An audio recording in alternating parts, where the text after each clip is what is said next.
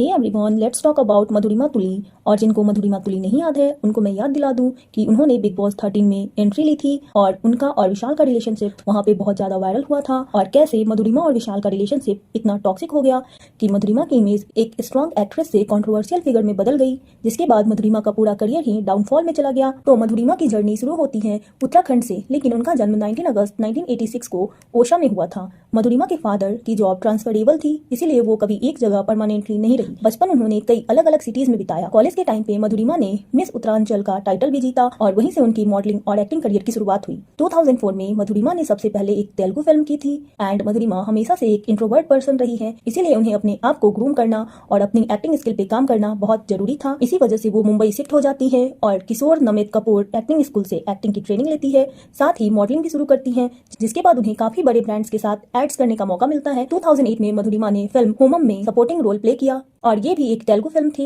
इसके बाद मधुरिमा ने एक और फिल्म की, टॉस, जो 2009 में आई थी, जिसमें मधुरिमा ने सेरी का रोल प्ले किया। इंडियन टेलीविजन में मधुरिमा का करियर स्टार्ट हो चुका था। 2008 में इन्होंने जी टीवी पर एक शो भी किया था। उसके बाद 2010 में मधुरिमा स्टार 1 के शो रंग बदलती ओढ़नी में एक सपोर्टिंग रोल में नजर आई। देन 2010 में मधुरिमा फिल्म कालो में नजर आती हैं, जहां मधुरिमा एक न्यूली मैरिड रुक्मणी का कैरेक्टर प्ले करती हैं। इसके बाद मधुरिमा कलर्स के रियलिटी शो खतरों के खिलाड़ी सीजन 3 में पार्टिसिपेट करती हैं। 2012 में मधुरिमा फिल्म सिगरेट में एज अ लीड नजर आती हैं, जिसमें उनके अपोजिट प्रशांत नारायण थे। और उसी साल मधुरिमा एक English short film lethal commission में नताशा का रोल प्ले करती हैं। 2013 में मधुरिमा ने फिल्म वार्निंग में गुंजन दत्ता का रोल प्ले किया। यह एक हिंदी थ्रिलर 3D फिल्म थी। 2015 में मधुरिमा तुली का मेजर बॉलीवुड ब्रेक थ्रू आया फिल्म बेबी के थ्रू। इसमें मधुरिमा अंजलि सिंह राजपूत का रोल प्ले करती हैं, जो अक्षय कुमार की वाइफ का कैरेक्टर था। फिल्म का बजट 25 करोड़ था और यह बॉक्स ऑफिस पर 143 करोड़ की कमाई करके कमर्शियली सक्सेसफुल साबित हुई। टीवी में भी मधुरिमा साथ साथ काम कर रही थी। उन्होंने जी टीवी के reality show I can do that में पार्टिसिपेट किया और फिर जी टीवी के शो कुमकुम भाग्य में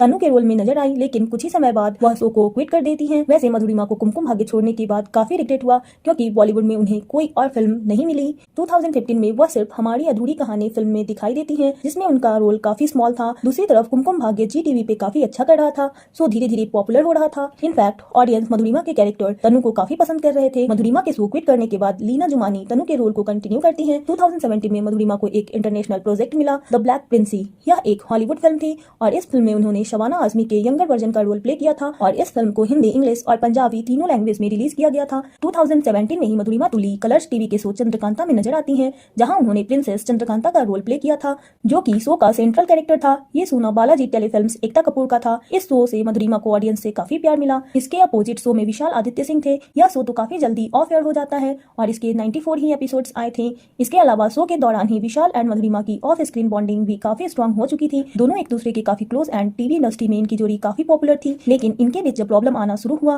तब इन्होंने एक दूसरे से अलग होने का डिसाइड किया। दोनों की पर्सनालिटी एक दूसरे से काफी अलग थी। अगर आपने बिग बॉस में इन दोनों को देखा है तो आपको पता होगा कि मधुरिमा काफी एग्रेसिव नेचर की है। मधुरिमा ने अपने एक इंटरव्यू में अपने और विशाल के रिलेशनशिप को लेकर कहा कि मधुरिमा को गुस्सा बहुत जल्दी आता है और वह दोनों जब भी एक साथ बैठकर बात करने की कोशिश करते हैं तो उनके बीच सिर्फ आर्ग्यूमेंट और फाइट्स ही होती थी। और तभी आता है टीवी का couple reality dance show Nach Baliye, जहां मधुरिमा और विशाल ने पार्टिसिपेट किया, जहां पहले भी कई टीवी एक्टर्स अपने पार्टनर के साथ इस शो में पार्टिसिपेट कर चुके ताकि उनके रिलेशनशिप को इंप्रूव कर सके। और मधुरिमा विशाल भी अपने रिलेशनशिप को एक चांस देना चाहते थे, लेकिन जो प्रॉब्लम कपल खुद सॉल्व नहीं कर पाते, उन्हें टीवी शो के थ्रू रिलेशनशिप को ठीक करना पॉसिबल नहीं होता है।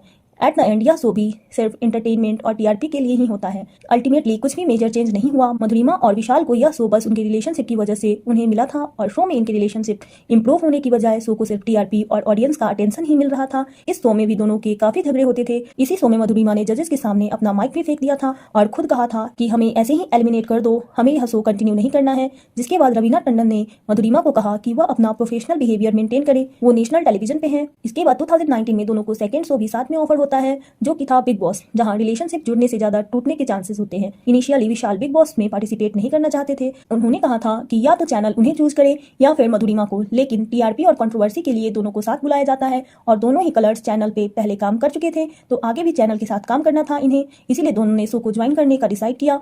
जब यह दोनों बिग बॉस 13 में आए तो वहां तो शो का फॉर्मेट ही फाइट्स, आर्ग्यूमेंट और कंट्रोवर्सी पे बेस्ड है और जितना ये दोनों नच बलिए में अपना रिलेशनशिप सॉल्व करना चाहते थे, उतना ही बिग बॉस में इनके झगड़े और बढ़ गए। शो के दौरान दौरान मधुरिमा और विशाल के बीच कई बार बहस और फाइट्स हुई। मधुरिमा का विशाल को चप्पल से मारना and second time frying pan से मारना, और ये दोनों की क्लिप सोशल मीडिया पे वायरल हो जाती है, जिसके बाद ऑडियंस मधुरिमा को उनके बिहेवियर के लिए सोशल मीडिया पे काफी ट्रोल करती है और फाइनली मधुरिमा को शो से निकाल दिया जाता है। इवन सलमान खान ने भी कहा था कि मधुरिमा का एग्रेसिव बिहेवियर उनके इविक्शन की वजह बना। नेशनल टेलीविजन पर इतनी फाइटिंग करके मधुरिमा ने शो को टीआरपी तो दे दी, लेकिन उसके बाद यह पूरा ही इंसिडेंट मीम मटेरियल बन गया। बिग बॉस के बाद इंडस्ट्री में मधुरिमा की इमेज काफी नेगेटिव हो गई थी और मधुरिमा ने खुद कन्फेस किया था कि बिग बॉस के बाद उन्हें काम मिलना बंद हो गया था, वो डिप्रेशन में चली गई थी। वहीं दूसरी तरफ विशाल आदित्य सिंह ने भी एक इंटरव्यू में कहा था कि उन्होंने बिग बॉस से पहले कुछ शोज साइन किए थे, लेकिन बिग बॉस के बाद उन्हें वो प्रोजेक्ट्स नहीं मिल पाए। बेसिकली दोनों के करियर पे इस शो का नेगेटिव इंपैक्ट ही पड़ा। बिग बॉस से पहले मधुरिमा ने एक अवरोध नाम की एक वेब सीरीज की थी जो 2020 में रिलीज हुई थी, लेकिन मधुरिमा के अकॉर्डिंग बिग बॉस के बाद उन्हें लगभग 2 साल तक कोई काम नहीं मिला।